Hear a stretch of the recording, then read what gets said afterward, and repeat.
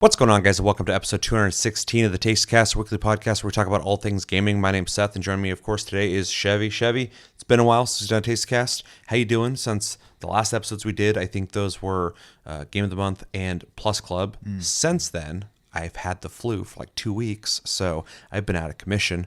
Explains why we're so delayed here. But how you been doing since then? Doing pretty good. I mean, obviously, we just got done with the holidays and whatnot, so just kind of chilling. Washington decided to have winter finally. Yep, it's finally cold. It's cold now. There's all this crazy shit happening throughout the rest of the United States. Yeah. Winter, and then down in California, everything's going crazy. Obviously, you know, our thoughts go out to you guys. Anybody who's in California dealing with the fucking fires, it's insane. But yeah, during all that stuff happening, it was like pretty warm here, and then all of a sudden, it's cold as shit. But it's been like a really warm winter for us this whole time. So Yeah, it finally actually feels like winter right now, Yeah. which is crazy. So. Yep. Yeah. Anything else? Not really. I don't have a whole lot to report on. So. Yeah. Excited for fucking Tastecast? I wish I had, and we'll get there, obviously. I wish I had more games to talk about that I've been playing, but otherwise, yeah. Yeah, that's going to be interesting. We'll get to that. Also, one thing I'm excited about is we're about to hit 3,000 subs. True. Finally, we're at 2,989. So we need 11 more subs. So if you're brand new here, hit the sub button. We do weekly podcasts and reactions and stuff like that. So, hit that subscribe button because we're really close. Also, TikTok refugees that are heading over this way, welcome as well, because that's might be a sinking ship, but we'll find out. Yeah, I'm doing good. I'm excited to have this episode and feeling a little better. I still have like this like slight fatigue after whatever the fuck I had, but I'm feeling much better. So I'm glad to finally be able to get an episode out. All right, so this is the first Tastecast of the month and year. So let's start off with game releases and talk about what's coming out in January. Okay, so this is via thegamer.com. Any errors is their fault, not mine. And I will start with January 7th. We got Sea Fantasy on PC. Then on January 10th, we got Freedom Wars Remastered on PS5, Switch, and PC. And then on January 14th, Hyper Light Breaker on PC. I just got a thing on Steam telling me that came out, and I'm not quite sure what it is, but it kind of sounds familiar. I don't know. January 14th, we got Threefold Recital. Yeah. I can't fucking... on PC. Then on January 16th, we got Donkey Kong Country Returns HD on Switch. January 16th as well. They're all coming out on 16th, apparently. Things Too Ugly on PS5, Xbox Series, Switch, and PC. Blade Chimera also comes out on the 16th, Switch and PC. And also on the 16th, Morkel Ragas Rage. Rolls right off the tongue. PS5, Xbox Series, Switch, and PC. Assetto Corsa Evo comes out on PC on the 16th as well. Then on the 17th, we got Tales of Graces F Remastered. Sounds like a Japanese game. Switch, and then on the 17th as well, Dynasty Warriors Origins, PS5, Xbox Series, and PC. I've seen like 9s on that game. Awesome. So that's pretty cool. I played the demo. It was a lot of fun. Everyone I've seen have an opinion on it has been positive. So yeah, I wish it had multiplayer. That's it. That's my only complaint. January 20th, we got Mecha Blood, Quarry Assault on PC. Then on January 22nd, we got Ender, Magnolia, Bloom in the Mist, PS4, PS5, Xbox One, Xbox Series, Switch, and PC. Then on the 23rd, we got Star Wars Episode 1, Jedi Power Battles, that old game, on PS4, PS5, Xbox One, Xbox Series, Switch, and PC. Final Fantasy VII Rebirth comes out on PC on the 23rd, and Sword of the Necromancer Resurrection comes out on PS4, PS5, Xbox One, Xbox Series, Switch, and PC. On the 23rd, 24th, we got Sin Duality, Echo of Ada, PS5, Xbox Series, and PC. Then we have Virtua Fighter 5 Revo, R-E-V-O, on PC on the 27th. Then Tales of Iron 2, Whiskers of Winter, PS4, PS5, Xbox One, Xbox Series, Switch, and PC on the 28th. And then also on the 28th, we got The Stone of Madness, PS5, Xbox Series, Switch, and PC. Cuisinier on PS4, PS5, Xbox One, Xbox Series, and Switch, also on the 28th. And on the 28th, Sniper Elite Resistance Early Access. I'm glad they're adding that caveat now. On PS4, PS5, Xbox One, Xbox Series, and PC. On the 28th as well, Orcs Must Die Death Trap. I didn't know they were making another one.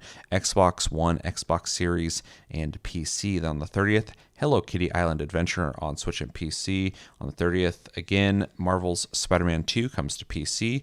And the last one on the 30th is Wizardry The 5 Ordeals on Switch. Then on my birthday, January 31st, we got Citizen Sleeper 2, Starward Vector on PS5, Xbox Series, and PC. On the 31st, we got Resetna on Switch and PC, and 2 to be announced, which is interesting. Running out of months to be announcing, but yeah. Yeah, apparently these will come out sometime this month, according to thegamer.com. We have Final Night on PC and Cardfight Vanguard Dear Days 2 on Switch and PC. Chevy, what games are you looking forward to playing in January? And maybe you've already picked up some games in January. Doesn't look like it. No, I have an interest in Dynasty Warriors Origins. I didn't even play the demo. Still up, you should. Yeah, I think I have it installed. I just haven't prioritized it, but I've heard nothing but good things. So whether I picked it up, wow, I won't be picking up day one since that's pretty close. But I might pick it up by the end of the month, depending on how I'm feeling, if I have free time, etc. And then Ender Magnolia, I have a slight interest in after playing Ender Lilies, I think it was. Oh, yeah, that's the other game. I forgot that was coming out. So, which was a pleasant surprise of a game. So, yeah, it was decent. I just think it needs some improvements in some places, but otherwise, it was pretty solid. Yeah. Other than that, I'm excited for people on PC to be able to get Final Fantasy VII Rebirth and Spider-Man 2. Congratulations. Yeah. Yeah, I'm thinking possibly about picking up Final Fantasy VII Rebirth on PC, because then I can actually maybe play through it. So, anything else? Nope. All right, simple enough. So, let me know in the comments if Hyper Light Breaker is a game that should be on my radar. I went and looked at it. It's got mixed reviews on Steam and looks kind of like graphically not that great, but it seems like the type of game I would play. I assume it's connected to, what was it, Hyper Light Drifter or whatever it was called? I don't know. It's like a multiplayer game that you run around with your friends shooting shit. So I don't know anything about it. But yeah, I don't know. Dynasty Warriors Origins, I'm pretty sure I'm going to pick that up. I played the demo, I really enjoyed it, and then with all the reviews coming out saying it's like really good and a return to form for Dynasty Warriors, I'm just like, yeah, it's what I felt like from the demo. So definitely seems like that should be rewarded. I really like Dynasty Warriors in the last one. I didn't pick up, and I didn't play 8 that much. I played 7 a lot, so it'd be cool to play again. I just really wish it had that multiplayer, but that's fine. You know, I'd rather them just make a good game and get the brand back on course. Basically, maybe the next one can have multiplayer, so they can learn something from this. Ender Magnolia, Bloom in the Mist. If that is, I believe that is the sequel or whatever. I don't know if it's a sequel, but it's their next game. Definitely curious about that. I'll have to look into it further to see if I want to pick it up. And then I am curious about Sniper Elite Resistance. I think that's just another Sniper Elite. It's like they're all multiplayer, but the trailer I watched made it look like there was more going on with that. So I'm kind of curious about that. I like the Sniper Elite games. I didn't really play. What was the last one? 5? I barely played that game. I barely played 4, so I played 1 through 3 quite a bit. So maybe it's time to return to the series. Kind of curious about Orcs Must Die Death Trap. I really love the original Orcs Must Die. The sequel was okay, and the one that came after that I didn't like. So we'll see where it's at now. And I think that's it. Citizen Sleeper sounds familiar. What is that? Oh, I vaguely remember that artwork, but I don't know what kind of game it is. So, but yeah, those are the games I will be looking forward to playing or looking into. There's a lot of games on this list. I don't know if that's them increasing the amount of games like on their list now, or if that's just there's just a shitload of games coming in January. I don't know. So, yeah, you got anything else? No, that was pretty easy. Yep. Let us know in the comments what games are you guys excited to play in January. Maybe there's something that's not on the list that you want to remind us that is coming out. Maybe some, early access indie game or something. And maybe there's some games you would warn us against. And yeah, tell us what you're thinking about when it comes to game releases in January in the comments below. All right, so let's jump into what we've been playing. And how about, well, I'll just start it because my list is kind of off limits. Okay, so while I was sick for those 2 weeks, staying home a couple of those days from work and just, looking for something to play that's not super involved,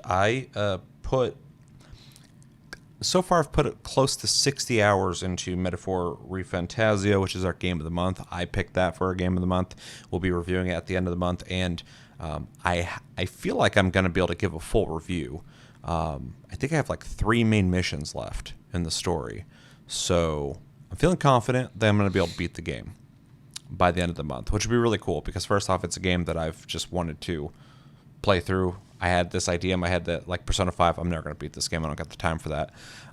But being sick kind of allowed me to plug some time into it. And now I'm like, I'm willing, to play it more. I don't want to say too much on it, but, some RPGs, you got to invest more time. You got to get past like 10 hours to get invested in it. I've gotten past that point. So, yeah, look forward to us talking about Metaphor. I know Chevy's also played it, but we'll see how far you get in it and determine how we talk about it in our review. It'll likely be spoiler-free, but I know some people in the community also are playing it, so that's really cool, and it'll be a fun conversation. So I'm just excited I've put like that much time into it. Like I feel like I'm going to be able to like get it off my list. Be like, I don't have to play this now because I've beaten it, so we'll see. We'll see what happens.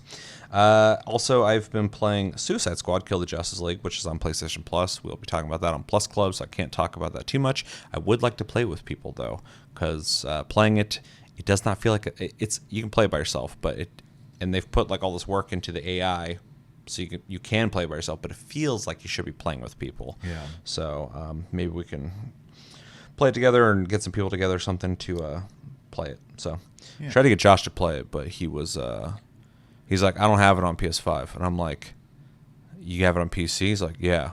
And I'm like, does it have crossplay? He's like, I don't know. So I Googled it. I'm like, it has crossplay. He's like, I don't have it installed. I'm like, okay, I get it. Also played Need for Speed Hot Pursuit Remastered. I need to play that more. I've only done like 3 races, but I have played it, and I'll be ready to talk about that on Plus Club as well. And I've also played the Stanley Parable.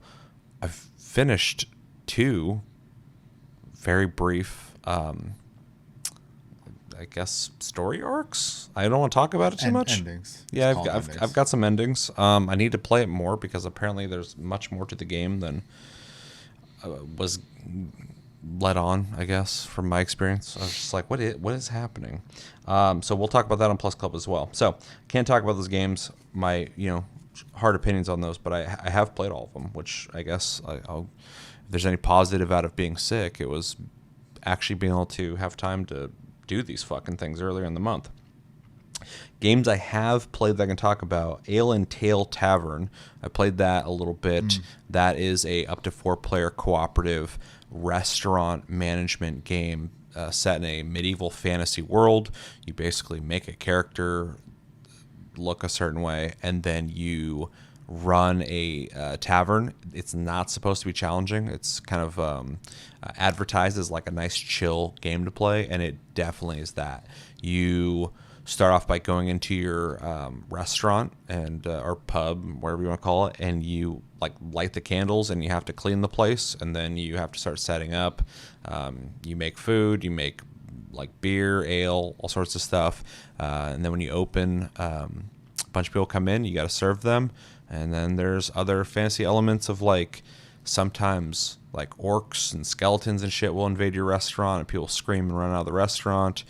Sometimes you get like Uber Eats deliveries where like you'll get a quest where it's like there's these people in the woods who need food, and you got to like make that food and go run into them, which if you're playing multiplayer, I've only played single player so far, I think would be kind of neat. You could have somebody just running orders while people are running the kitchen. Right. So I want to play with people.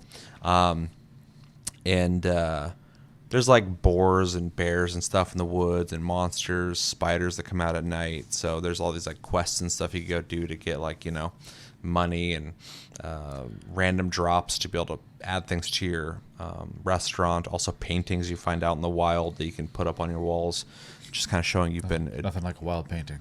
Yep, exactly. And it's like a fun, chill game. Really was nice for me to play it when I was like feeling really terrible. I just like didn't want to really focus on anything. And if you guys haven't noticed, well, I haven't finished my list yet, but no finals. I haven't played the finals in 2 weeks just because I'm feeling like shit. I don't want to play something that's like I got to be involved with, and like I could potentially get I could get like more elevated in how I'm feeling like emotionally. So with that, played more games like that. And it's a fun game. I'd like to play with people. I think it's funny that I told Sarah about it, and she ended up picking it up, and then she just played it by herself. And then Josh picked it up. He's just playing it by himself. I'm just like, there's 3 people that can play this game together, but everybody's just playing on their own. So everybody just wants to run their own restaurant. I get it. The other game I played is Abiotic Factor. I believe that's how you pronounce Abiotic, which is a fucking fascinating game. It's another multiplayer survival / story-based game where it's heavily inspired by Half-Life. Oh, yeah. Okay. You go into a lab, some shit happens that goes awry, and basically you're just stuck in this underground lab full of scientists that are running around like trying to escape basically this lab. And I'm not going to go too far into the story because it's actually fairly story heavy. But outside of it just being like, Half-Life in the sense that you're like fighting monsters and sometimes people, it's a survival game. So you have to make sure you eat. You have to go to the bathroom. It's got stats you pick in the beginning where you have like positives and negatives, but negatives give you points back. So I picked one that makes you have to defecate more often. And so my guy's always having to go to the bathroom, which is a joke between me and Josh at this point. I've been playing with Josh, so the multiplayer, works and it's good. Took the IBS negative. Yep. I was like, I can manage that. There's bathrooms. I'll just run to the bathroom when I need to. But it's interesting when you're in the middle of a stressful situation in combat or something, and my guy's like, "Oh, I need to defecate." I'm just like, "Ugh." It's not the time, buddy. It's not the right time. And then when you go to the bathroom, it has a mini game called Easing Passage, which I hate. And it's just a bar with a small little sliver and like a bigger one, and you have to land the line on it to make it go quicker. So it's Dead by Daylight. Is it? The generators or whatever? Oh, Dead by Daylight. Yeah. I was thinking of a different game. Yeah, you're right. So yeah, it's a survival game though. So there's like crafting, like if you're playing Ark or something. It's really fucking weird. You can build like barricade rooms off. You can build like contraptions and traps and all sorts of stuff. You craft your weapons. You craft your armor. It has limited. So there's a sandbox mode you can play it where things just respawn nonstop. But if you just play it like the base way, some things respawn and some things don't. So you have to be kind of like, I haven't ran into an issue where I couldn't craft something, but theoretically I feel like there's certain things you're going to have a harder time crafting if you just are using all your resources willy-nilly, which is really fascinating. Like just playing a game that's like a survival game, but it's not traditional in the sense that like you're not outside cutting trees down and stuff. You're like breaking tables down, breaking computers to get computer parts. It takes the whole genre and does something so different that like sometimes I feel like I'm playing a survival game, and then other times I feel like I'm playing this like cooperative story-based game. It's a really cool game. I don't know how big the team is, but like they obviously had like a fucking vision, and this has to be a passion project because it's like so meticulously designed. It's really impressive. So, and yeah, I would recommend it. If that sounds interesting to you at all, it's more interesting than I described. You should check it out, especially if you want to play with your friends. I think it's up to 6 player or something. So, you have a lot of people doing a lot of things. So, yeah, that's what I've been playing. Okay. Yeah. I also played Stanley Parable. Okay. I have in the base game, no DLC. I've done all but one ending, and that's because I just refused to do it. The other ones I've gotten post DLC. There's a couple you have to get before you can really kind of get free. So I think I got like 4 or 5 of the endings in the DLC. So I've played it quite a bit. I did 2 to 3 of the endings blind, and the rest of them I did pull up a tree of like paths and stuff like that to get the other ones, because at that point I was just doing it for curiosity's sake. So that's about as much as I can say, though, because obviously we got to talk about it at the end of the month. Yeah. Yeah, I have thoughts on it. I can't talk about it. Yeah. Played some Metaphor. I think I have a total of 14, 15 hours in the game at this point. Not all of that was this month. I did own the game beforehand, but yeah, I had 7 hours in it before I played this month, so I've put most of my time in this month. Yeah, I'm probably about half and half at this point. Yeah. Yeah. Can't talk about it. End of the month. Vaguely, though, you are past the first dungeon. The first like major one, Yeah. Because it's just technically a tutorial dungeon. Have you gotten to the second one? No. So this isn't really a spoiler, just because like it's in the trailer. But I have the walker, like vehicle thing, and that's where I left off. So. Okay. Yeah. Let's see. Outside of my typical mobile affair, it's been probably like a couple weeks since we did a Taste Cast, right? Yeah. I've played a little bit of Path of Exile 2. I haven't gotten too far, so it's hard for me to talk a lot about it, but the game is fun. This is an important update, though, because when we last talked about Path of Exile, I had been playing it, and you and Chris hadn't picked it up yet. And you were kind of like going like, I don't know. Well, Chris bought it for me. Yeah. For Christmas. So. Yeah. And I remember you were going like, I don't know if I'm going to pick it up, blah, blah, blah, blah. And then you did. And so now you've played it. It has been forced upon me. I did not pick it up. Yeah, I picked it up. And I'm enjoying it. I have some things I have to get used to. I don't want to say nitpicks because like it's a new game. And I need to not pretend it's the first game. So. Yeah, and apparently, because when I was playing, I stopped playing it because there were some things people were complaining about, specifically loot drops. But whatever happened in the last update, I saw a lot of people saying that it was like a good update. So I don't know anything about what the fuck just happened. Yeah, I haven't played it.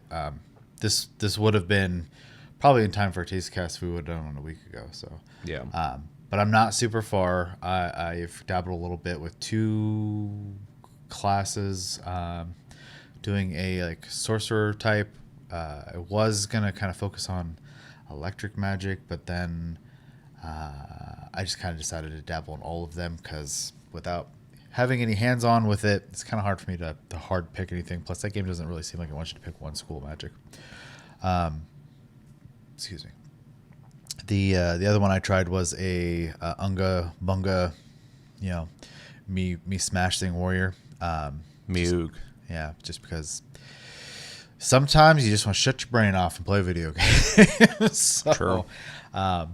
They've both been all right. I need to, I think, change the control scheme. I don't like probably my biggest gripe about the game is if you're moving and you click to attack, your character just keeps walking, and it feels weird to me.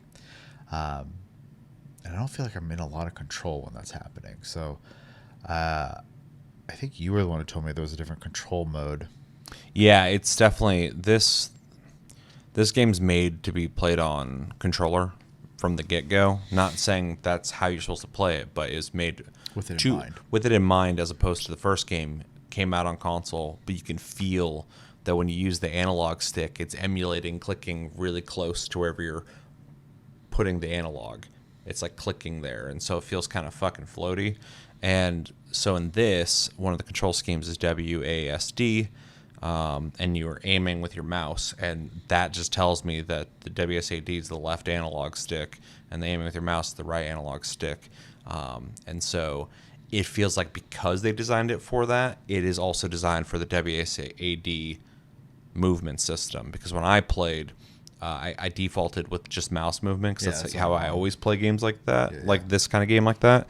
And because it was so invested in me dodging, it was like, you need to dodge. And then I fought the first boss. I was like, oh shit, this guy kind of fucked me up. Like, I can't just sit there and hit him while he hits me. Like, you got to really move out of the way on certain attacks. I was like, the movement needs to be less, I don't know, with hitting like spacebar to dodge, stuff like that. It just made way more sense to be using WSAD. So I tried that. It's way better. Yeah, I had to get used to it though, because that's not how I typically play these kind of games. Yeah, and that's where my brain was, as I went with the default of using mouse movement, and it feels a little weird. Yeah. So well, the game is like much more actiony when it comes to the combat. Now it feels, a lot of people when it first came out were like compared to Souls games. So I'm like, not every game that's difficult is a fucking Souls game, but it is more actiony for sure. Like the first game feels closer to Diablo. This feels like this interesting hybrid of like an ARPG you'd expect from anyone, I guess, but then also it has this like new element of like bosses actually will kind of fuck you up. Yeah. So you need to be utilizing all of your skills to survive these fights and beat them. And yeah, because of that, I wanted to be a little more precise in my movements. Yeah, well, when I have the free time to revisit it, I'm not like super invested as well because it's early access technically. Yeah. So I don't want to get like that's why I haven't touched it in weeks. Into it. Yeah. But I did want to try it because I have been looking forward to it. So other than that, it's beautiful. You know, for what it is. The spell effects especially are like great. The boss fights are definitely more challenging than I was expecting, and that's not a bad thing. I just walked into the first, it was like not even like a boss. It was like more of a like just wander around the map and they're on the field, you know, type of thing. Mm-hmm. And I remember it just killing me the first time. I was like, whoa, okay, can't just go in there and, you know, start blasting at them. They don't care. So so I had to play a little safe for the second time, and I went into, you know, winning since my head was in the right spot that time. But yeah, so far it's fun though. I'm looking forward to trying it more, but priorities kind of at the bottom at the moment. So Final Fantasy 14 update. We didn't raid last weekend, but the weekend before we did. We are done with the first raid fight completely at this point, so we should hopefully be able to excuse me again, just start on the second one and actually start getting some good prog in. Though the last time we did play it, we got pretty far before people started fatiguing out, and we just then decided to call it at that point so people weren't starting to get upset, because that tends to happen when you have people, you know, slamming their head against the wall for hours. So sure, yeah, everybody's got different tolerances to that. Yeah, and we pretty much have a hard rule. Like, if you're done, just you gotta say something. We'll stop. Like, yeah, I'd rather not play than have people get upset and then, you know, start making stupid decisions and whatnot. So, and people play worse as they get upset anyway. Like, if you're playing like any kind of challenging style game, a Souls like game or something, and you're like just getting wrecked over and over and over again, put the controller down, take like a fucking break, come back, you're gonna beat them like on the first try. Like, it really affects. Yeah, it really affects. That's happened to me a million times in gaming. Like, I'm like, holy fuck. Like, I don't even get upset in games that often, but like, you know, if I'm like struggling on a fight over and over again, like I'll like be like, okay, and I just like put it down, and I come back later and like I just beat it my first try. I'm like, okay. Yeah. Apparently, I was just like two in my head. So, well, and like, I don't want to call anyone out, so don't. The person who heals with me, I'll just say that, they, and I completely understand because the mechanic's kind of rough when you're also trying to make sure people are alive. There's a mechanic in the second fight where a bunch of ads spawn in non-targetable enemies spawn around the outside of the arena, and they'll just start rushing in, and you basically have to just dodge. That's the whole thing, but because the fight has so much self-responsibility, when someone on the team gets hit, I gotta stop and heal them, or my partner has to stop and heal them. And I was getting pretty good at dodging them, but at the sake of me basically going, you guys are on your own, I'm not going to heal you during this part. If you don't get hit, you'll survive. Like, there's nothing to fight here, just dodge. Like, my co-healer was having a hard time with that part, and so it was beginning to frustrate him, understandably so. Like, you know, you can only, again, hit your head against the wall so many times before you get burnt out. So hopefully we revisit that with cooler heads and we get through it. So but it's been, I think it's been a fun encounter, though. It is very busy, though. Let's see if I played anything else worth mentioning. I played Zenless Zone Zero. You did try it, yeah. Got to get through the chapter 0 first, but That's why I'm not talking about it a whole lot. But I played it. yeah. I don't have anything to check in on that. I'm caught up in the story. The update comes out on the 22nd, I think, so I'll have more to do then. But Yeah, to get that character you keep telling me about. before the 22nd. Yeah, real quick on that game. It's a little better than I thought it'd be. So that's good. Yeah. Combat system is actually interesting enough. I'm curious about how progression works in it, but I know it's every got you. character plays different too. So. Yeah, but it won't be enough for me just to get new characters who just play differently. That's cool, but if there's something to work towards with those characters, that would be the element that would make me want to play it more. Well, I mean, just real quick then, for MiHoYo, like, endgame, typically you have 2 full parties, sometimes more than that, that you want to have set up, because they'll have a tower-like thing that requires multiple teams. So, like, you know, in Genshin, you'll bring in 2 teams at once, and they have to take turns, and so, like, they both need to be able to function, or else you can't clear the level. And that's how you get a lot of the currencies and, like, end game leveling materials and stuff like that. So that's the big goal. A lot of, like, the leveling experience in every gacha game really is just really easy and, you know, story oriented mostly.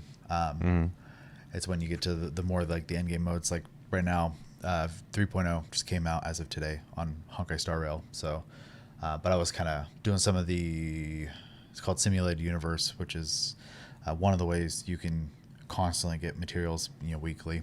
And it's a little bit like a roguelike type system. So I've had runs where I go in and I just get completely demolished, even with my best team. I have other times I go in there and I just get, like, really lucky drops, and the equipment, it just carries me through the rest of it. So yeah, they're all different, though. The nice thing with the MiHoYo one specifically is, like, once you get the systems down in one, the way they're handled in the other ones will be a little different, but you'll go, oh, that's just like from the other game. So their systems are basically pretty identical. It's just what kind of gameplay do you want to play? So, yeah. But going back to what I was saying about the like progression thing, though, like gameplay, whether it's good or not, and I get new characters that play differently, I need something to work towards, because, like, I can play like 1,000 other games that have, like, gameplay I enjoy, but they will offer me something to work towards. And story is also important, but if I'm being realistic, if it's going to keep me playing it, I gotta have things to work towards. So, but yeah, so far it's a clean looking game. It definitely has a budget. Animation's good, and the combat system, I think, is actually way more interesting than I thought it was going to be. So I was actually kind of impressed with it's simple, but it flows really well. Mm-hmm. And so that's all I can give them so far. I've barely played the game, so yeah. I mean, this is did you bring up, like, Honkai Star Rail again as well? Both those games are pretty simple in the way they play, just because, like, obviously you can't have a million buttons like on a Genshin. touch screen, right? So because they have to work on phones as well. But yeah, Genshin's it's all right. Sure. It's my I least was just favorite saying of the it's three. simple. Yeah. But yeah, I hopefully you can get through the first, or the intro chapter at least, and check out the character, because he's a little more complicated than the ones you start with. So yeah. Anyway, have you played anything else? I just forgot I had played that. I don't think so. I think that's it. All right. Well, I got nothing else. So let us know in the comments what games have you guys been playing? What games are you planning on playing soon? And what games would you recommend us check out? And yeah, was there any games in 2024 that we might have missed out on that you think we should go back and play? I am making up for Metaphor right now. So once that's out of my way, that clears my time up for other games I have to catch back up on. So still got to beat fucking Infinite Wealth. I'm like, I forgot how much time I have in that game, but it's like a decent chunk. I just got kind of burnt out on the story. So Yeah. So yeah, let us know what you think about in the comments below when it comes to what you've been playing. All right, so we got some videos to watch. We got 4 of them, in fact. And the first one is the one I keep seeing talked about everywhere right now, The Blood of Dawnwalker, official cinematic and gameplay teaser trailer. Now, I don't know anything about this. I know it was teased a little bit before, but the only thing I do know about it is I guess some ex-Witcher devs are making this. So that has me intrigued. Just because obviously The Witcher 3 was well made, well received, and anybody who had any hand in that project going on to something else, I think is definitely worth keeping an eye on. Other than that, though, I don't know much about this game at all, and I haven't watched this. So have you heard anything, seen anything, know anything? No, nothing. No? All right. Well, I guess we can just watch it and make up our own mind. So this is The Blood of the Dawnwalker official cinematic and gameplay teaser trailer. In 3, 2, 1, and go.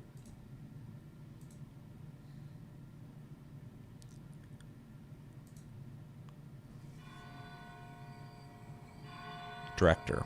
Okay. That's a fairly important role.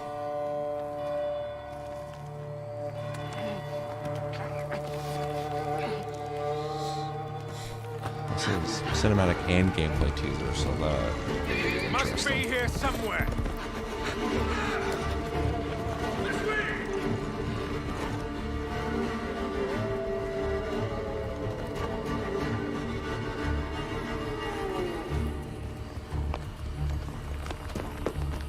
it's a pretty decent CGI trailer.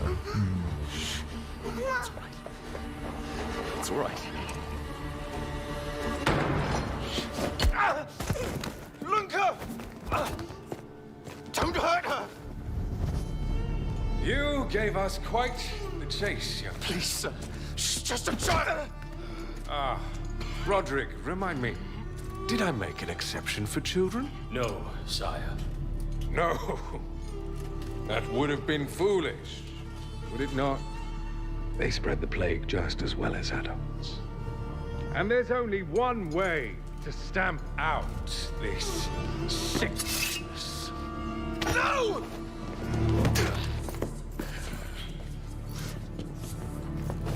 Not just a runner, but a fighter, too. He handled that well.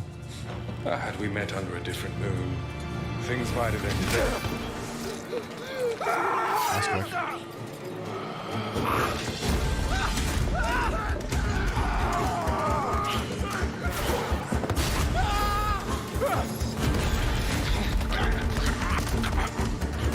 Got like Chinese monk vampire. Mongolian vampires. Yeah.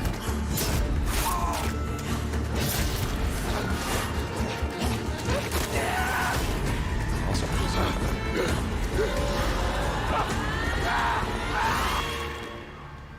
Okay. well, don't fuck with them. Lunka!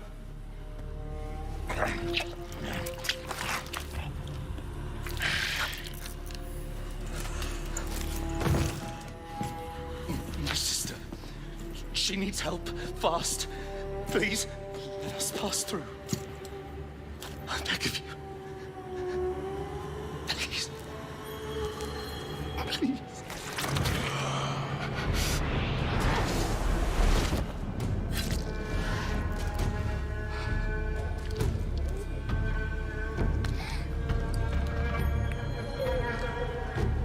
Is that like a fucking hypnosis type of thing? I assume so. I don't know. How? I am life. I am death. I am everything in between. I have been watching your little valley. Pestilence, famine, killing. Blood spilled carelessly, like water. Things will be different now.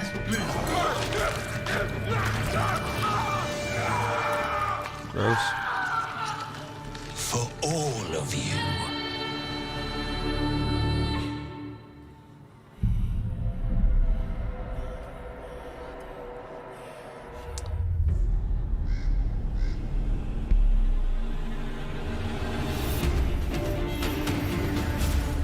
What's better than the CG trailer? That looks, yeah, way better than I thought it was going to look. Why'd they even make the CG trailer? I thought the CG was good, but that looks really fucking good. I was expecting something a little more indie looking.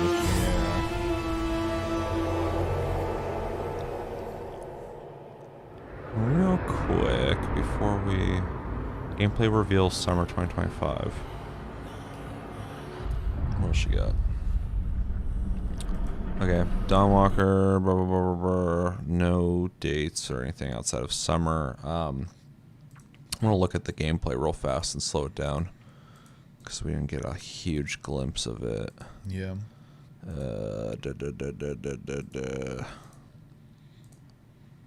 And gameplay is right here. That looks pretty decent to me. Yeah. Like the eye shine. You can slide down walls apparently, which is Fingers just dragging in the cement there. gives me prototype vibes. And then hand-to-hand combat with your claws, teleporting. Apparently, I mean, you're the blood of Dawnwalker, so I guess that would explain why you're some kind of hybrid. This thing kind of reminds me of like Lies of P or something, like some kind of, I don't know if this is gonna be a Souls-like type game or not, but it kind of reminds me of that.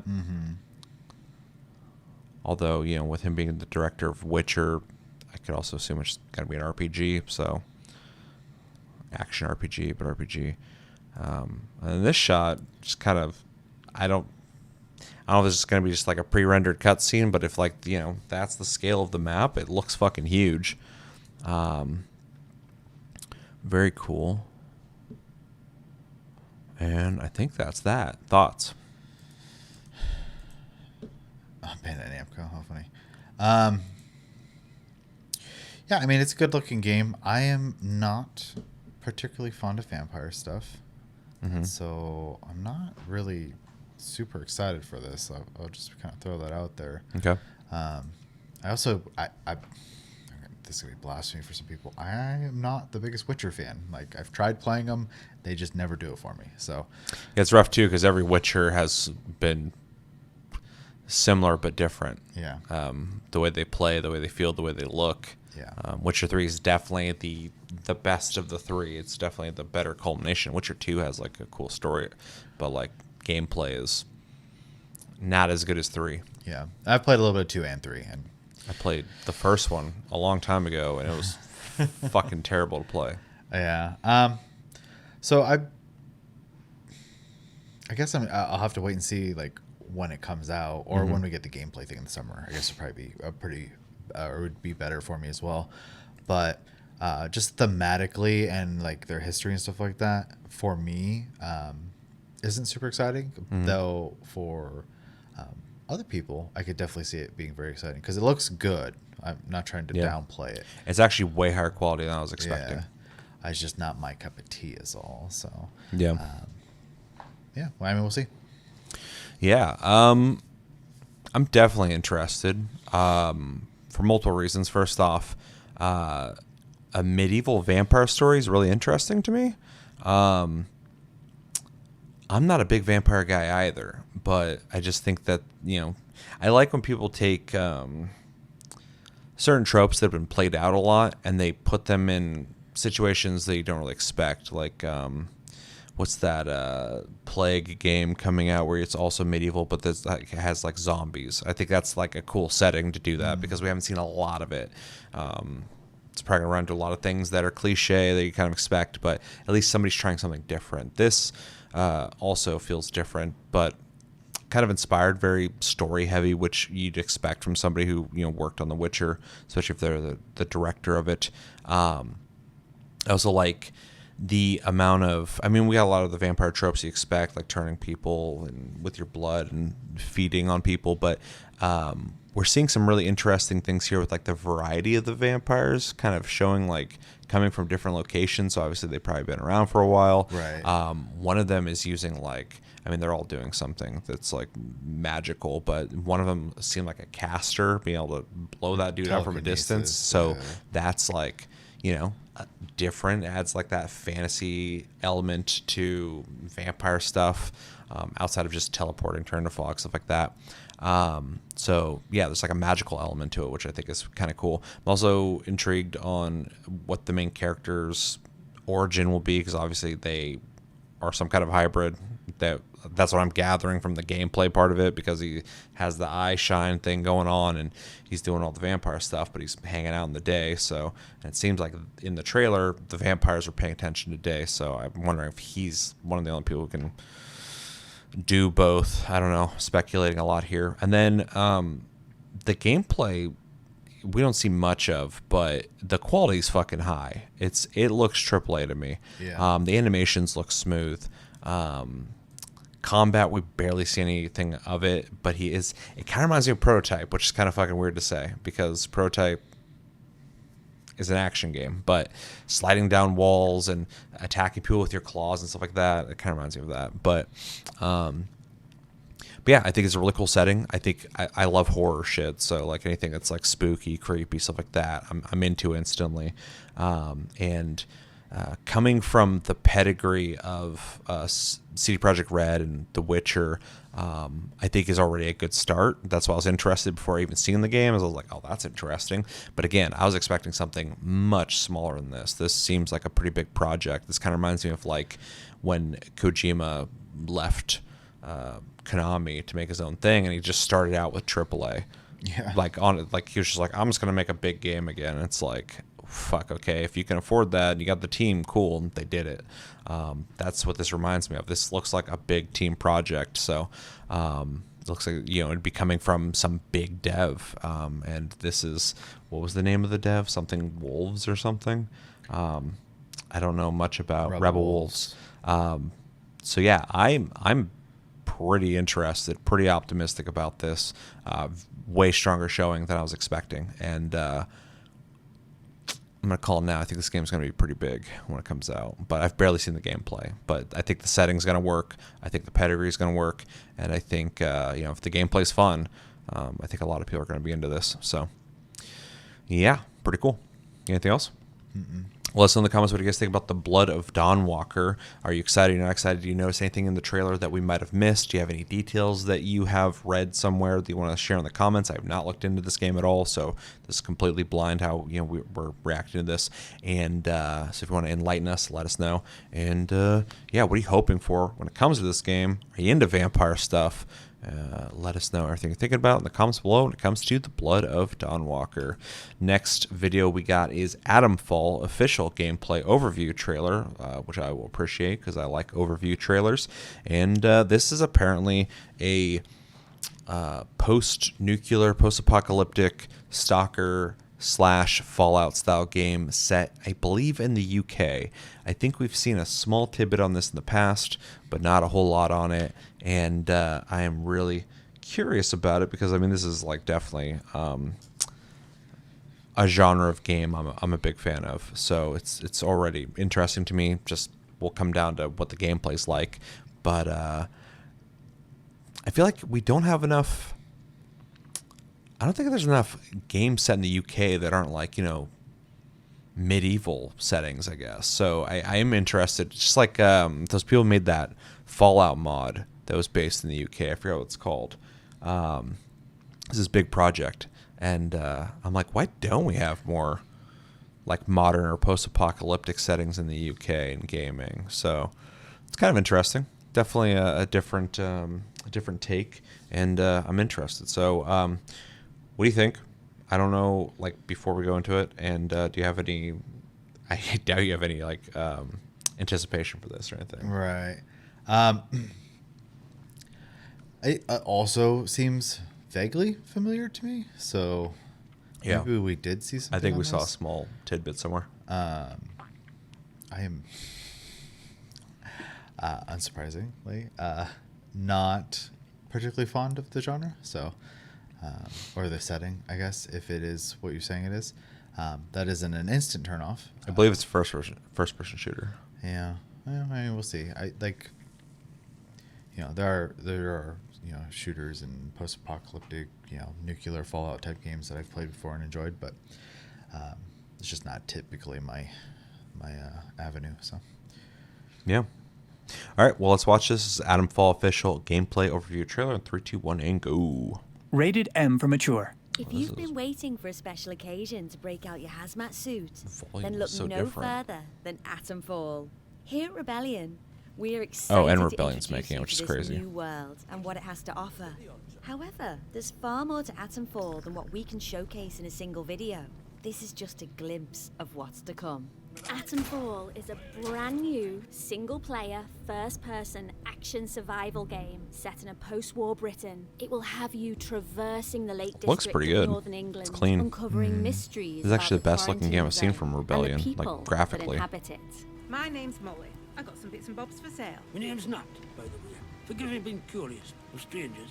Atomfall takes place in a fictional quarantine Mouth in articulations are good. 1962, Yeah. just 5 years after the real-life event of the Windscale Fire, the worst nuclear disaster in British history. However, in this altered version of history, there are more mysterious and sinister things at play behind the scenes, and you must uncover the secrets of what happened.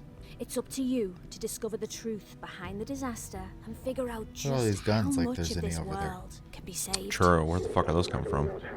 thought it was also supposed to be like zombie knives and stuff. Before you can set out on that quest, you'll awaken in the quarantine zone with little knowledge about who you are, the life you've lived, and certainly kinda like the art strange style. It's new like world around you. clean A and rather vibrant. nasty bout of amnesia. You're not the first amnesiac I've seen since things went awry. Are you a law-abiding citizen? A terrifying menace to those around you?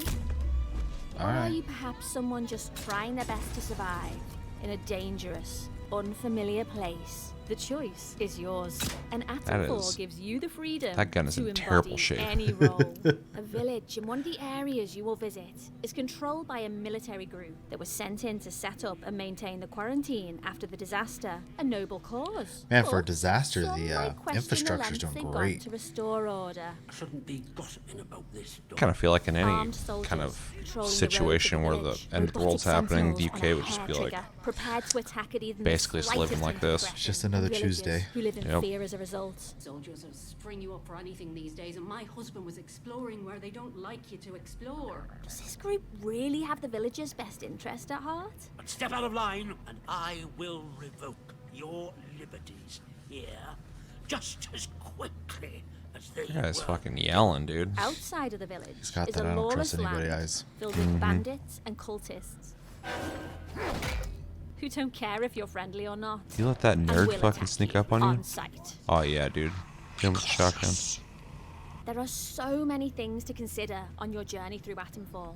Exploration is a critical component of the experience, especially when it comes to your survival. The quarantine zone is in the idyllic gorgeous. countryside of northern England. Yeah, the landscapes but are it is great. not Yeah. as it once was. An abandoned rail yard, a derelict stone quarry, and verdant rolling hills contain more than just pieces of a prior civilization. I gotta As beat you Stalker 2 explore before these this comes out. places, you'll find You got time. secret bandit hideouts, mysterious messages, secrets, clues, and leads that might help you figure out how the world fell apart. These can lead you to eccentric characters, secret hideaways, or even the rundown bunkers of the British Atomic Research Division. You'll never know when or where fragments of the bigger picture will be brought I feel like into everything they're focus, showing is but just you that will town and outside of it. always need Probably. to be on And just, guard. which is These smart, but facilities may this all not looks be like the as same area. populated as they Saw once that were. phone booth like 3 times. However, the halls are often patrolled by the same robots used to patrol the rest of the quarantine zone, as well as irradiated feral creatures. that won't hesitate to tear you apart. You will also come across this is just caves British Fallout, and it seems underground like. tunnels Yeah. that seem to have been affected by the wind scale disaster Without the the RPG most. elements, it just seems like a shooter. Plants and Yeah. mushrooms cover the walls, floor, and ceiling of these places, giving off a hazy fog that makes them more dangerous to traverse than other places you may go. Fucking However, careful about the clickers, environment dude. is not all you need to worry about. The same terrifying ferals found in the bunkers also live in these areas and will not stop to ask questions before trying to tear you apart. Be sure to be well equipped to handle these creatures and be extra cautious, as not everything is as it seems. You're trapped in the quarantine zone around the Windscale atom plant. How are you going to defend yourself against all these threats? You're going to need weapons, supplies, and materials, all True. of which you can find through scavenging the locations of Atomfall. However, if you truly want to survive, some things may need to be taken by force. The weapons you will come across include melee weapons, like the cricket bat, or ranged weapons, like pistols, rifles, Nice. shotguns.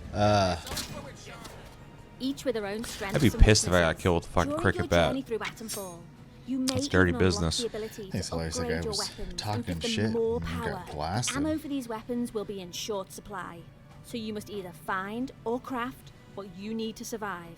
However, weapons are not the only thing you will need on your journey. You will gather resources, like cloth and alcohol, to craft various items, to heal yourself, or harm your enemies.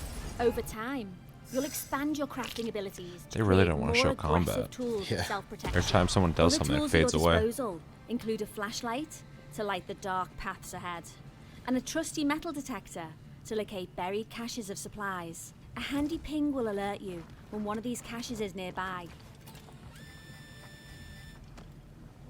signaling you to equip the metal detector and begin the hunt. When least you you don't need are a shovel. scavenging for materials, You just have to or wave at the searching for ground. buried treasure, you might also The find treasure's various mine now. manuals that contain valuable knowledge. These manuals will imbue your character with new skills across Okay. 4 I categories. was wondering if there's any kind Ranged of- combat, melee combat, survival, and conditioning. Even at the end of the world, knowledge is power. Careful selection of which skills you focus on will determine your playstyle and the path you carve out for yourself in Atomfall. We won't be going fully in depth on these skills and what each one entails right now, but as you progress, you will need to pick and choose what type of Did you just playstyle tank that? you want to focus on in Atomfall. I really should stop talking. It's fucking Not impressive. personal, but you can't trust anyone too much these days, can you? We hope you enjoyed the first glimpse into the world of Atomfall. Leave a comment with what you are most excited to see when the game releases on March 27th, 2025. Atomfall will be releasing day 1 on Game Pass, Xbox Series, and Xbox One consoles. You can also play on Yeah, PC gameplay thing. through So it's just Windows, Xbox? Steam, and Epic Games, as well as PlayStation 5 Ah. and PlayStation 4. Stay tuned for an upcoming No, apparently video it's coming out that will fucking delve PS4. deep into Yeah. some of the gameplay mechanics we mentioned here. This is going to be a game you don't March want to miss out 27th. on. That's not far away. Yeah, it's 2 months. Okay, that was Atomfall. I'll jump in. Okay. I like. What is going on here? I like almost everything about the game visually. My big thing is combat looks kind of okay. I 100% agree. Yeah, I think like the graphics are actually really nice, super clean. I like how vibrant it is because a lot of these games always go for Like a sepia a tone. muddy sepia Yeah. tone, yeah, for sure. And this is not doing that. I mean, it looks like, overgrowth over time would take over and it'd be green. And I'm glad they're going for a vibrant look. It kind of moves them away from Fallout or Stalker, Right. because those are not colorful games. So I like that. I also think the world's super detailed. I think it's actually really cool. Looks like it's worth exploring, worth looking at. And I like that there's things to find when exploring. So yeah, everything about the game looks pretty cool. I like the setting. Sounds awesome, but and we only saw like 3 weapons, but shooting looks kind of stiff, and bullet impacts seem kind of eh. Okay, I'm not crazy. One of my things I was thinking about the whole time was like, it looks fine, but every time combat happens, it feels robotic. almost. Yeah, it's like that's the part they kind of like didn't go all in on, because the rest of it, like I mean, I think it looks pretty nice. And like the interaction with the NPCs seems as good as Fallout. The fire effects look great. Like they really made this game look nice. But like my two things is like combat looks okay. Hopefully there's more to it once they show more from the game. I love this setting. It's so fucking cool looking. But also, what was the other thing I was going to bring up? Because combat looks okay. Progression, I'm curious about how far that goes when it comes to skills. It looks like, there was like 12 skills to find or something like that, which, it's not that big a deal, but hopefully there's a little bit more to work towards. It doesn't have to be like a deep RPG, but there's got to be things to work towards, hopefully, to keep you invested. I already went on a thing about that earlier. I'm spoiled by modern gaming, so, I want things to work towards. I guess finding weapons, stuff like that, in Stalker, you just find shit. But, when the combat looks like maybe the weaker element of the game, it's less interesting to me, I guess. But these also could be like just early weapons that suck, which they obviously are. They're all rusty and shitty or whatever. But I'm just hoping they'll put some work into it. But no, it's too late. March is like right around the corner. It would be nice to see some better impacts when it comes to hitting the NPCs when you shoot them and stuff. So, but yeah. Overall, I'll definitely be keeping an eye on it. This definitely seems like a game I would play for sure. But if the combat's like, just kind of whatever, I'll like play it for like a couple hours and be out. So, but it's going to be on Game Pass. So maybe, if it's getting like mediocre reviews or something like that, I can just play it on there. So thoughts? Yeah, I mean, pretty similar. I think it's a nice looking game. I had kind of mentioned earlier the mouth movements when they're talking line up very well. So props on that.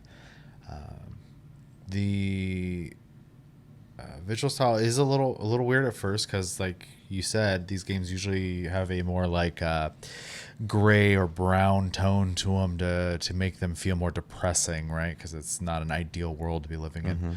Well, it's also to show that everything's like dead and desolate. Yeah, and plant life died off or struggling, and like everything's just like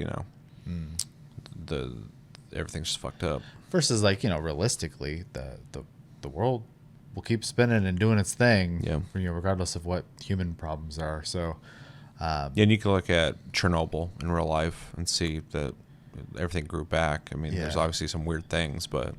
Well, and outside like the more like fantastical things that are in this trailer,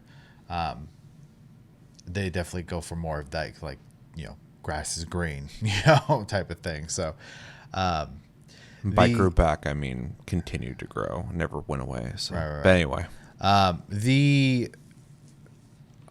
don't know what to call them. I almost called them infected, but the irradiated or whatever they are, they're okay looking. They're also kind of clunky, especially like when one of them was swinging. I was like, man, for a thing that's only focuses to attack, it really isn't trying. That almost reminded me of like a Bethesda game. How like stiff and robotic they moved. It was awkward looking. It is cool to see there's ragdoll though. I'm happy about that. But between the point of killing the person and their animation and then the ragdoll, that part looks kind of robotic. Yeah, I mean, overall, as long as the gameplay loop is fun and the story is even just like remotely interesting, that's something that's pretty easy to look over. I think as long as it doesn't play like awful, clunky's fine, like to an extent. I can always overlook small things if the overall package is good, which could be the case here. So, yeah, I play a lot of clunky games. Abiotic factor's kind of clunky, but it's the experience is worth it. So. Yeah, and that's sometimes it's part of the experience. Me and you both really like Earth Defense Force, and yep. those are some interesting games. So I'll just say that much. Yeah. But yeah, it looks pretty alright. I don't know if it's really for me, but it looks pretty good. So yeah, I'll definitely be keeping an eye on it, and if it's well received or even kind of well received, I'll probably pick it up or play it on Game Pass. So, anything else? No. All right, let us know in the comments what you guys think about Atomfall. Is there anything in the trailer that you noticed that we didn't notice? Something you want to talk about? Let us know. Any information you have, let us know as well. And yeah, are you excited for it? You're not excited for it? If you're not excited for it, why aren't you excited for it? And what's your favorite post-apocalyptic, maybe nuclear apocalypse game? It would be, for me, somewhere between Stalker and Metro, because I love those games. I'm sure a lot of you will say Fallout. Let us know what you think about when it comes to Atomfall in the comments below. Next video we got is Blackstate. This was via CES 2025 4K Alpha gameplay. This is that Metal Gear Solid inspired game that we have react to before, and a big thing that I had brought up when watching it originally is that even though it has a really nice coat of paint on it, it's got good graphics, because I believe on Unreal Engine 5, really easy to make a game look really nice with that engine.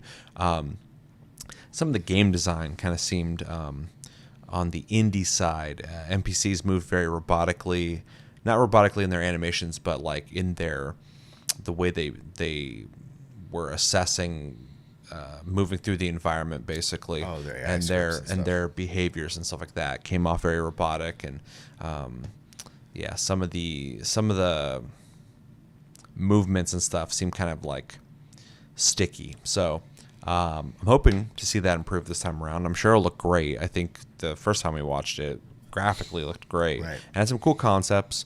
And more importantly than anything, I think there's such a void in the stealth genre that anybody making a half decent stealth game could just take it over.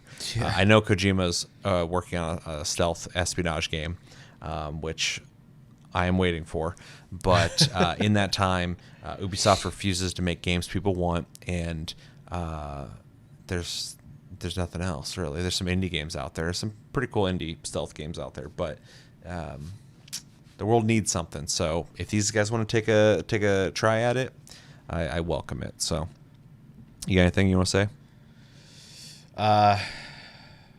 If I remember right, the beginning of the last one we watched, the guy was like coming down the street or whatever, and there's like some dude in the balcony that like just didn't see him or something like that. Yeah, this stealth wasn't that great. Yeah, so hopefully this looks a little better than the last showing we saw. So yeah. All right. Well, this is Blackstate CES 2025 4K alpha gameplay in 3, 2, 1, go.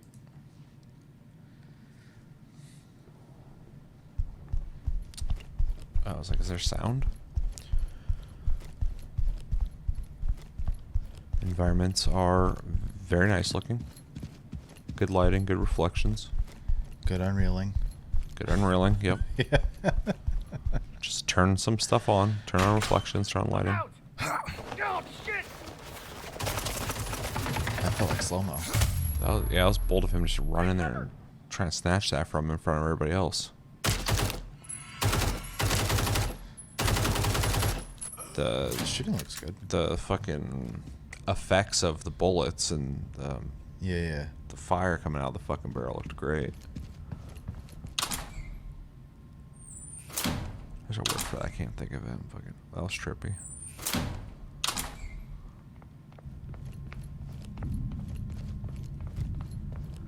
This will probably have to be played on a... I mean, most games nowadays should, but probably have to be played on SSD. If it's loading shit like that. I mean, being that consoles only use them. Yeah. That's how games are designed now. So. Yeah. Yeah, but a lot of games don't need it. But some games have to have it. That's Diablo, dude. This will be the final chapter. Pathetic liar.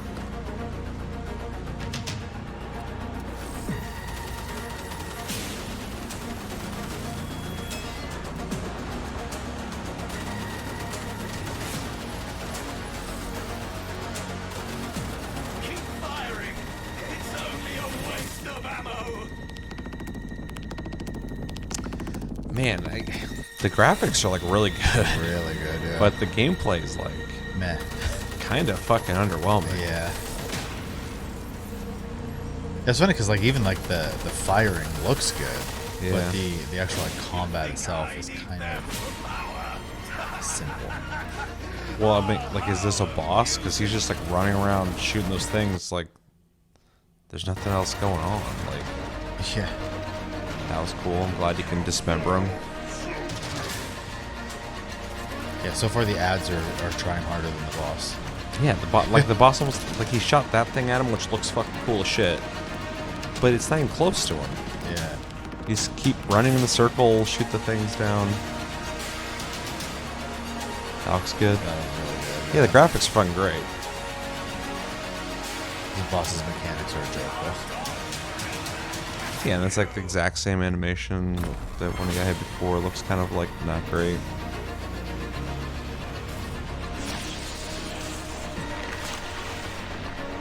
Alright, that was... That was a messed up fucking... Yo, what shot. fucking Gauss rifle? Yeah. Tesla rifle?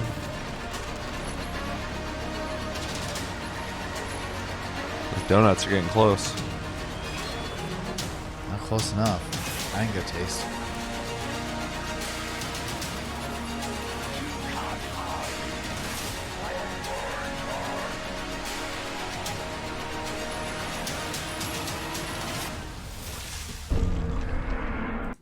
Okay, I mean, I feel almost exactly the same as I felt when we first watched it, outside of, I think the shooting looks improved. Before it looked kind of flat. Didn't look like it had much like recoil to it. This looks a little better. I still think some of the stuff is kind of questionable when we watched the original and like that dude just didn't see him. Yeah, this is weird to me. It looks so like... There's nothing there that screams like I'm actually trying to disarm this dude. It looks like they're kind of like two kids arguing over like a fucking toy or something. But the shooting looks decent. I actually like the tracers you can see of the bullets flying. These shows that they're actually all going to. It's not like a fucking laser. They're actually moving. The environments are gorgeous. This being rendered instantly is cool looking as well.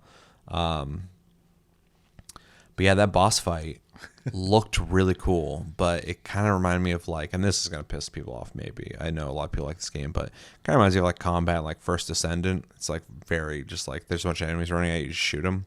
I don't think you're going to piss that many people off. The game lost most of its... Oh, did it? Base, yeah. Oh, okay.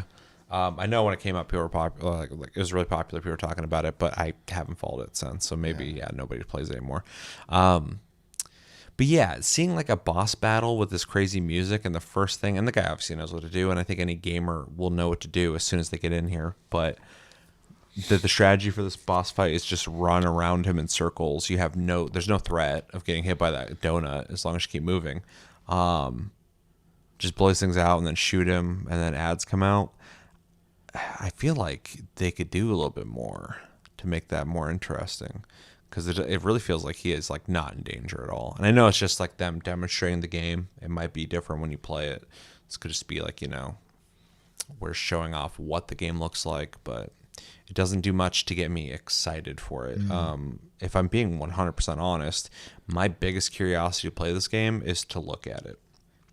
I want to see the environments they've made and the trippy stuff that they do, and maybe the shooting, but like when it comes to like the stealth stuff, the getting behind cover stuff, this boss battle, this is doing like nothing for me. Like if you showed me this game without it looking this nice, I would just kind of assume it's like a fun attempt at a third-person shooter from an indie dev, and I probably wouldn't play it.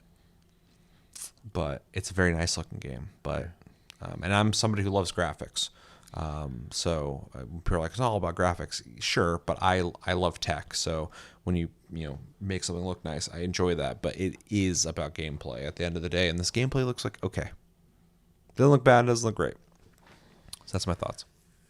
It's gonna be another instance of me basically feeling the same way. Yeah, the boss fight looks a little underwhelming to me, though visually it is very cool. Like I don't think I've seen a game that had what I'm assuming are psychic effects look like that. I mean, I do hate how they all turned off at the same time, though. You don't see them just move on off the screen. It's kind of fucking weird looking. But it is visually very nice. This would be a great game for your fucking RTX 5090. All the visuals are very good. The gunplay looks a lot better for sure. I like the tracers you can see on the bullets too. It makes it feel a little nicer. Impacts look a little nicer. The The biggest problem I have is that the game, and I'm not a difficulty guy. I'm just gonna throw that out there right now. But like this game doesn't look like it's very difficult, like at all. Yeah, it looks like he's just kind of walking through the fucking game.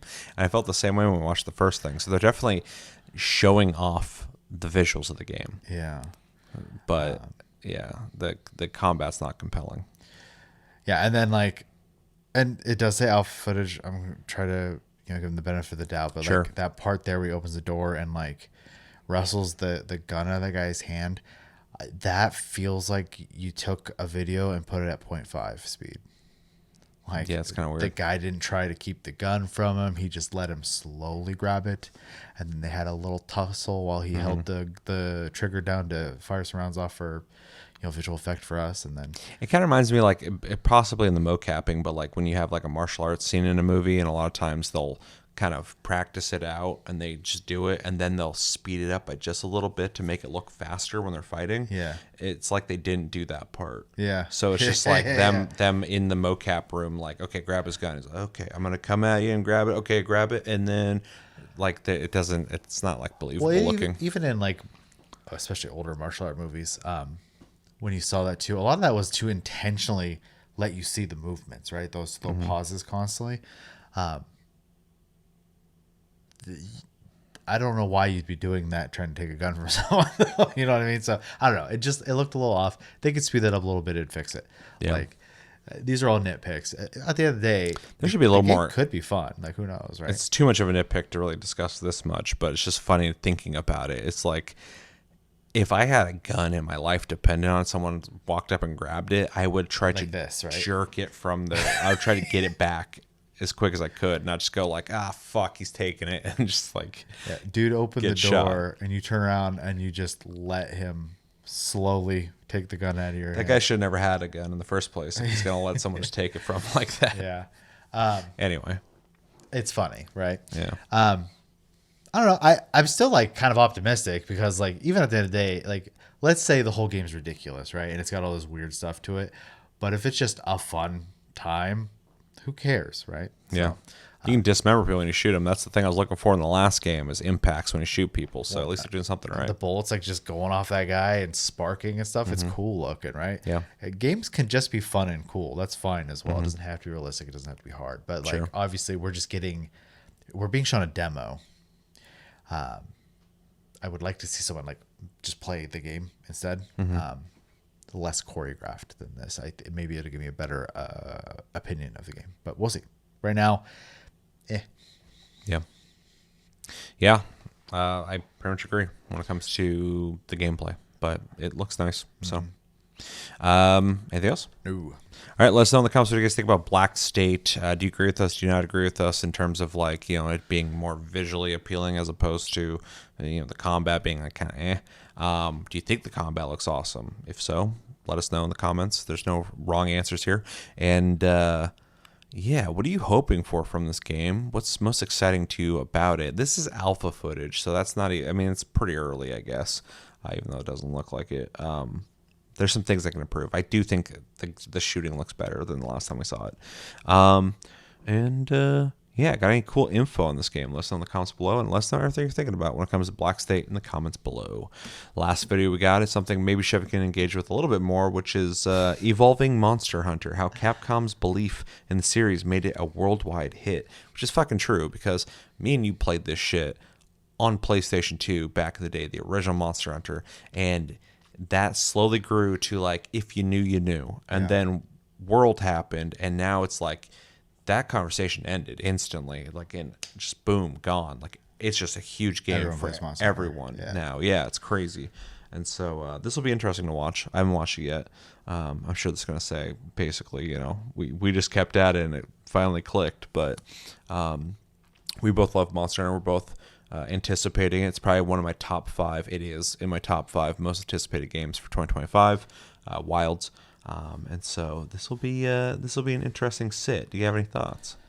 We say it all the time, but like, I don't need more information on Monster Hunter.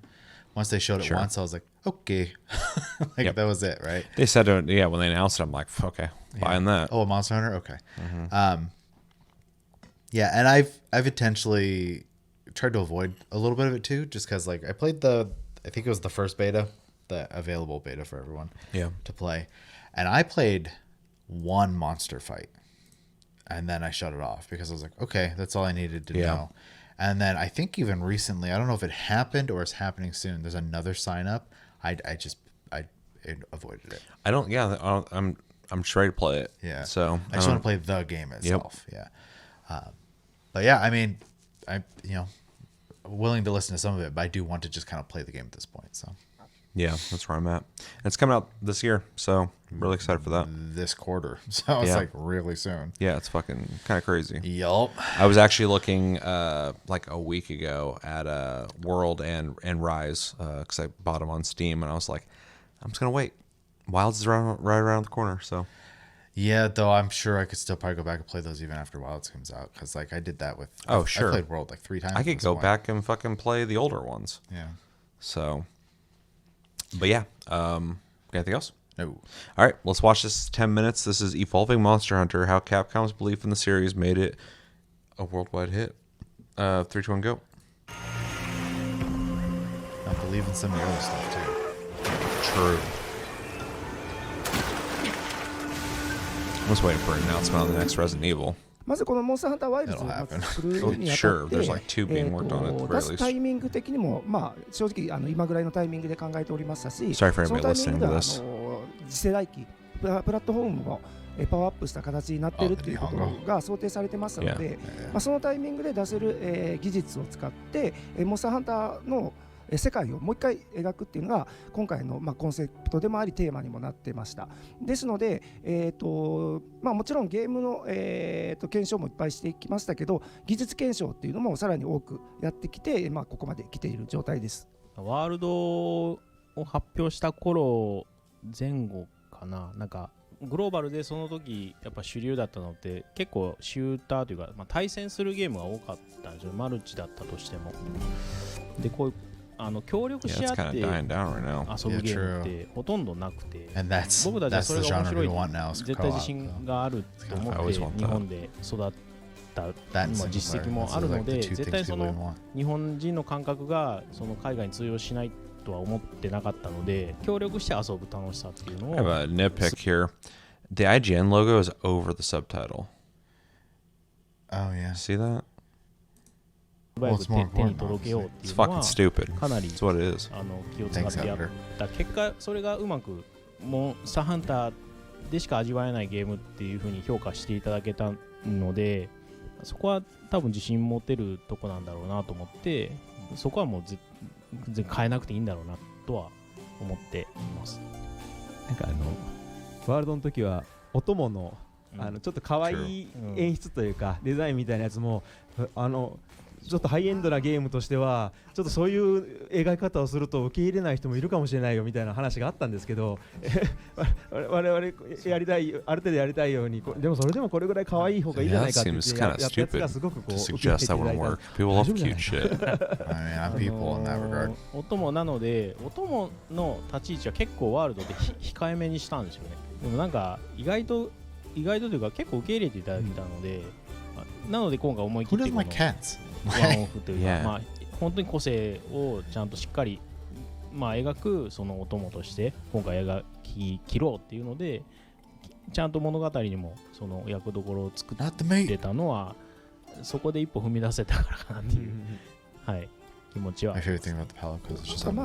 そのお供の話もありますけど、最終的には受け入れられてっていう話になってるんですけど、逆に言うとワールドのというかやっぱり海外のとのコミュニケーションがやっぱ取りやすくなってきたっていうのと、そこの意見を聞けるようになってきた体制になってきたっていうのと、僕たち開発自体もそこに、すごくコミュニケーションを取ることの意識が高まってたっていうのもあって、やっぱりいろんな話意見を海外の意見ももらって、それが意見がどこに問題があるのかみたいなをやっぱり考えるっていうことの習慣っていうのはすごくワールドでついたなとも思いますし、それはでもそもそもで言うともう別に海外関係ない話で、ユーザーの方が言ってることを噛み砕いて、やらないといけないことは何なのか、やらなくていいことじゃなくて伝わってないところは何なのかっていうのをしっかり考えていくっていうところがより身につきましたし、それがこのワイルズで生かされている部分も多々あります。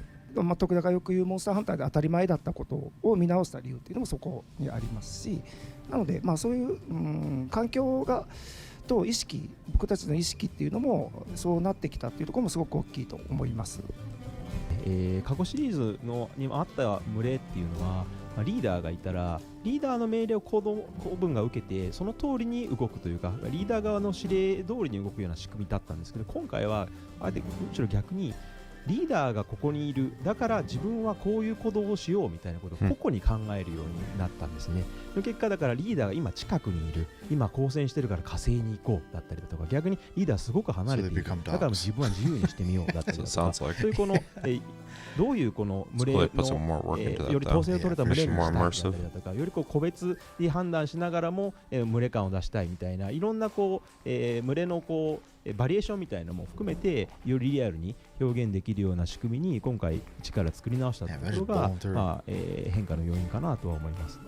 ワールドである程度自分たちも一つの成果として、モンスターハンターのこの生態系をしっかり描いて、没入感のあるフィールドを作って、そこにハンターとして入っていって、ハント、狩りっていうこと自体にしっかり没入できるゲームデザインを目指そうということで、そういったものはもともとモンスターハンターでもすごく思い描いてた部分でもありますし、それをさらに今回は伸ばしていこうというので、フィールドと拠点もシームレスにしていったり、人の動きでもちゃんとシームレスにどんどん変化していったり動いていったりっていうのをどれだけ労働を挟まずにつないでいけるかみたいなところはかなり意識的にやらせていただいて、そういうことで、世界にどんどん没入していけるんじゃないか、より今まで以上に世界に没入したゲームにできるんじゃないかっていうのはかなり初期の頃から意識して取り組んでました。今回環境がどんどん変化していって、モンスター同士も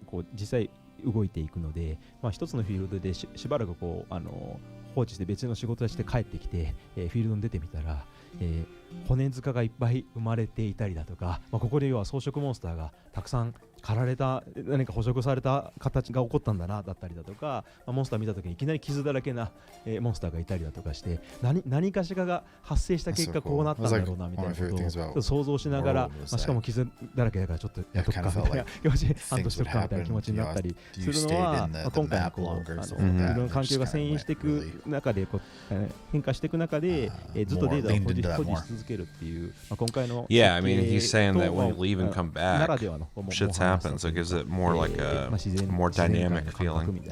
リアリティみたいなものが感じれてすごく良かったなと思います。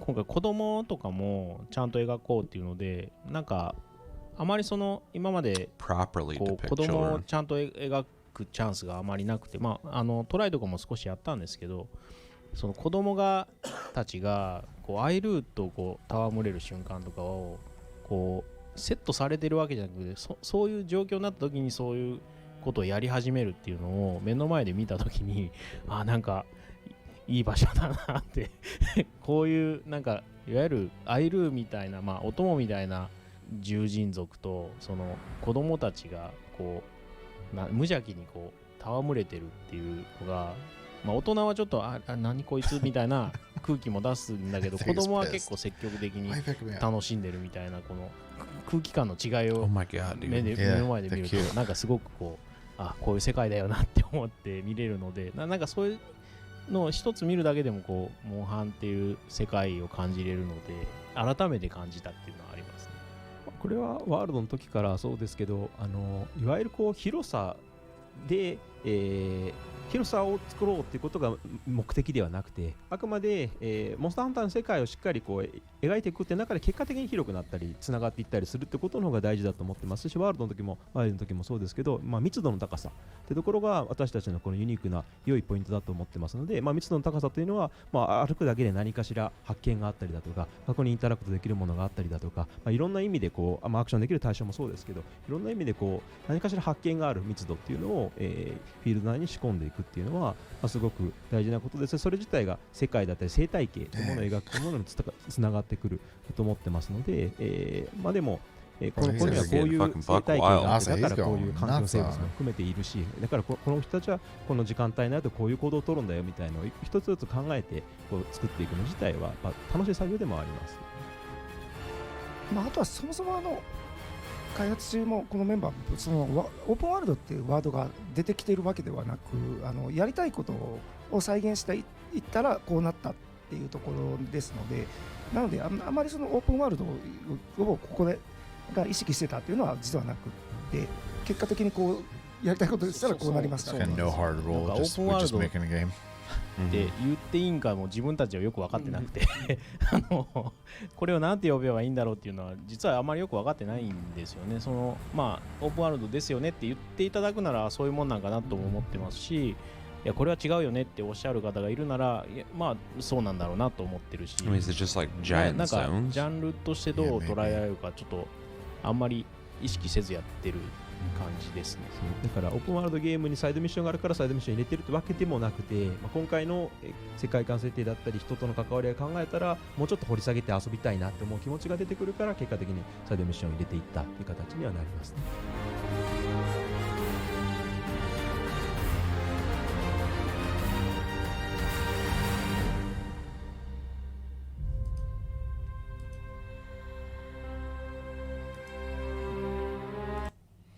All right, so basically, a lot of small, but just improvements across the board. Sounds like they're really trying to improve you kind of got that just anyway, seeing the earlier footage and then, actually playing the playtest, stuff like that. Everything just seems like they've improved everything across the board to make a experience that is overall just an elevated one over world. Or even as they worded it, just like their idea of what Monster Hunter is, because the tech has gotten better, basically. So yeah, with like the different the groups of animals acting more independent now, not just following one. I mean, they are kind of orbiting a leader, but like they're acting independently. As opposed to just being kind of all on the exact same page. Yeah, exactly. Which is really cool to hear, especially with how many monsters, animals we're seeing on screen at once, which is pretty crazy. Definitely has been elevated since the prior games. It's pretty cool to hear. Also, really interesting to hear the discussion whether it's open world or not, because the earlier Monster Hunters, as anybody knows now, were like you load into a map and they had zones and you ran into those zones and chased the monsters to those zones, and then later they kind of maintain that, but it's more seamless. You're not loading into the zones, you're just running into the zones. This sounds like it's just a big open map that you're going to be able to kind of exist in, which isn't too much of a departure, but that the tech can even allow it. They kind of played around with it. At the end of Iceborne, there is like an end game mode that is like one big map that you can infinitely spawn things in, basically. Yeah, I would be surprised if that was them kind of testing and it the feels waters. Like the testing ground, yeah. Yeah. So it feels like a natural evolution, which is cool because, if you don't have to be loading more often, just kind of staying in the game and being more seamless with it, as long as there's still preparation for the hunts and what you're doing, that's like, something that they kind of pulled back on a little bit with World from the older games. But as long as you don't completely dissolve that, I think it sounds cool being in a more seamless world where you're exploring and, running around and finding things and seeing monsters that have been in combat prior, so you can kind of make a judgment on whether that's worth hunting right now or not. It just sounds more involved, which I really like. The kids thing, it was a fun detail. Doesn't really do much for me. I mean, I'm glad they can properly represent children hanging out with palicos and stuff, but I don't really, whatever. What was another thing they brought up? There's something else. I can't remember what it was. You remember anything else? No, I mean, it was mostly just them talking about their vision of their Monster Hunter and like the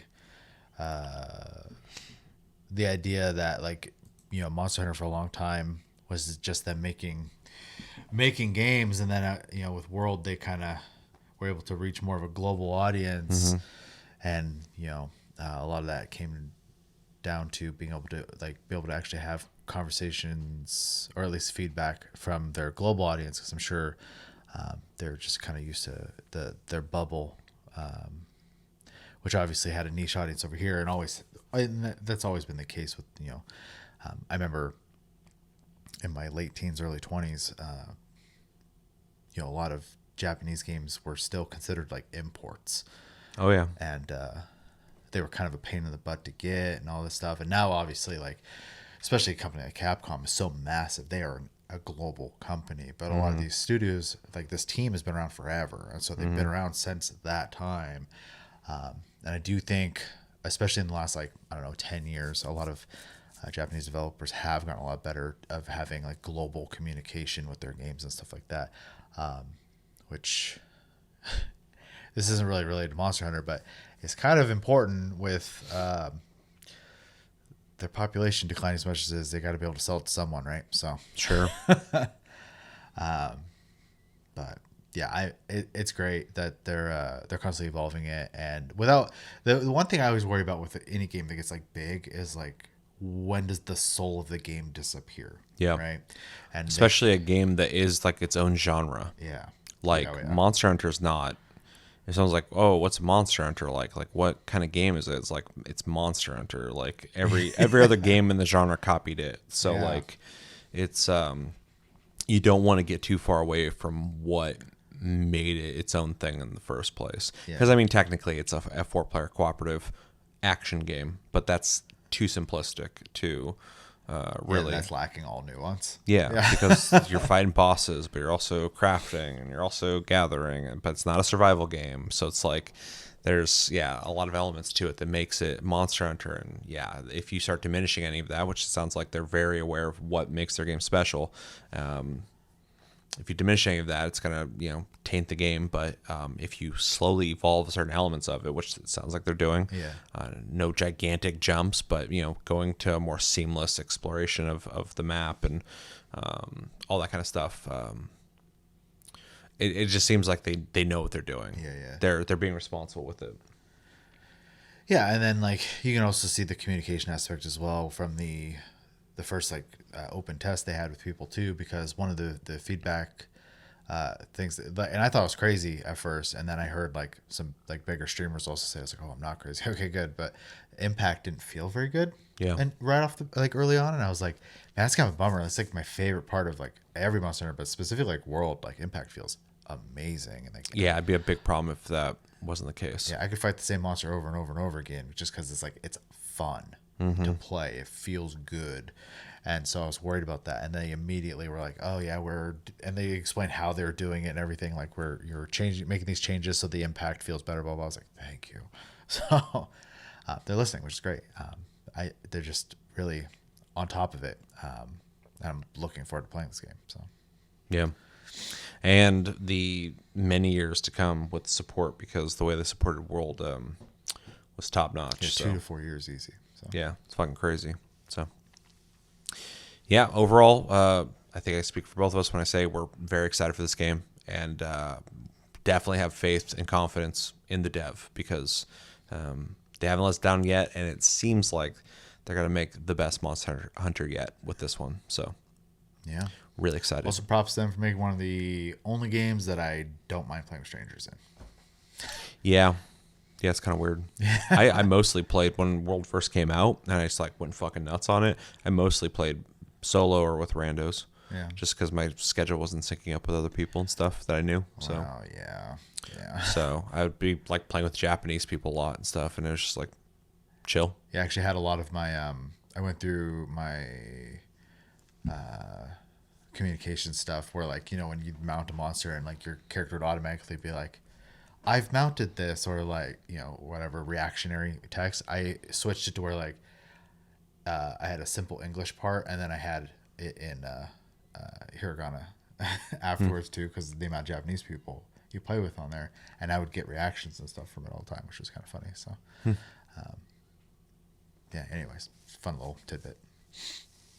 Yeah. Anything else on what we watched? All right, well, let us know in the comments what you guys think about evolving Monster Hunter, how Capcom's belief in the series made it a worldwide hit. Great title. Anything you gathered from this? Anything that you found interesting that we might have not talked about much? And are you excited for Monster Hunter Wilds? And what are you most excited about? Are you going to be playing the playtests, or are you just ready to play it? And if there's something you would want them to change, add, or get rid of in this Monster Hunter, just because we're talking about how it's evolved over time. Maybe the game's going in a direction you're not a big fan of, or maybe it's going in a direction that you love. Let us know everything you're thinking about when it comes to Monster Hunter Wilds in the comments below. But that's going to do it for this episode of Taste the Cast, episode 216. As always, thank you for watching. Thank you for joining me, Chevy, for this episode. And thanks for hanging out with us, guys. Until the next episode, have a good one, guys, and take it easy.